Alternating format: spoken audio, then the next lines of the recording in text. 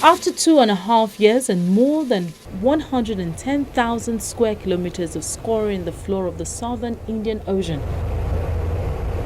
the hunt for Malaysia Airline flight MH370 may be coming to a close, at least for now.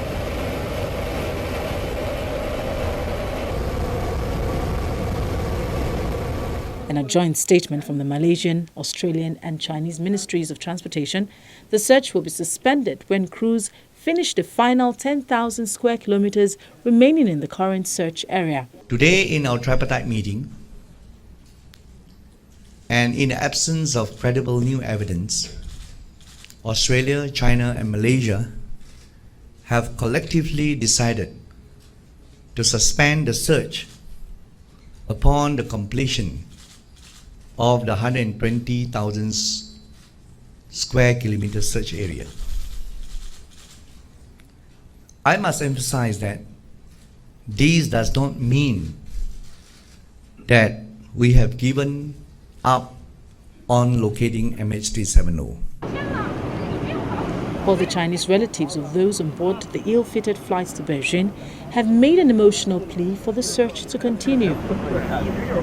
Almost $135 million have been spent since 2014 on an underwater search spanning 120,000 square kilometers in the southern Indian Ocean.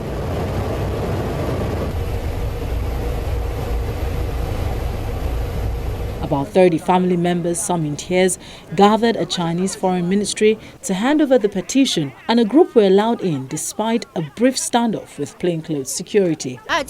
We oppose their decision. We don't at all recognize it. That decision has no reason behind it, right?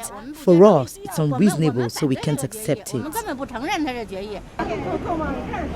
John Ho, whose mother was on board the flight, said that the petition they plan to hand over to the foreign minister contained 6 demands from MH370 relatives. These demands were never accepted. Today we will continue to raise these demands because we want to understand what the actual situation of the meetings between China, Malaysia and Australia is. Was it only the decision of the joint communique to stop such efforts? There is no other content in the letter except for that.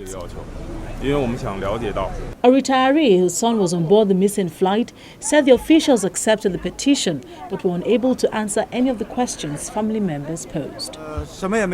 They didn't say anything. They didn't write anything down. They had a pen and notebook. I looked at the paper and asked, "What did you write down?" The family members said all that, and you haven't even written down one letter. After exiting the ministry's reception, one woman whose son was a passenger on the flight said she couldn't believe the trilateral decision to stop the search efforts.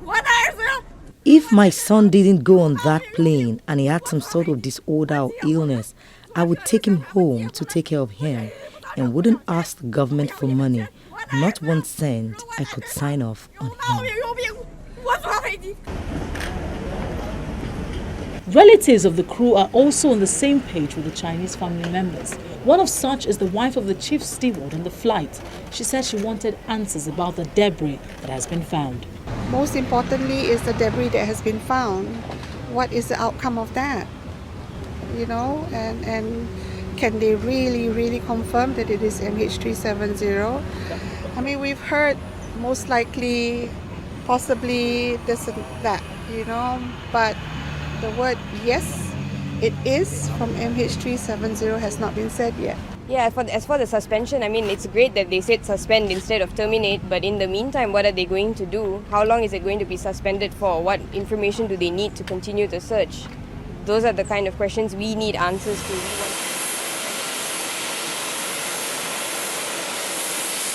The Boeing 777 with 239 aboard disappeared in March 2014 while on a flight from Malaysian capital Kuala Lumpur to Beijing.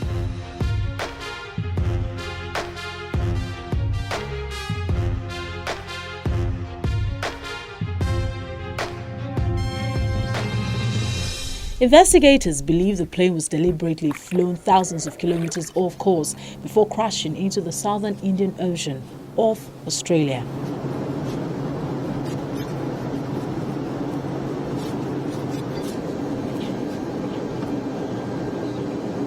Malaysian investigators said in 2015 that there was nothing suspicious in the financial, medical or personal histories of the pilots or crew.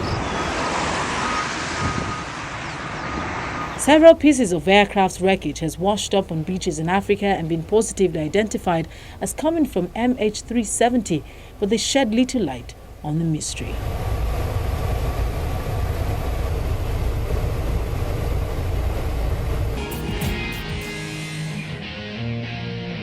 This is our final destination, but feel free to reach us on our feedback platform. I'm Bukola Jo Ketumbi. See you next week.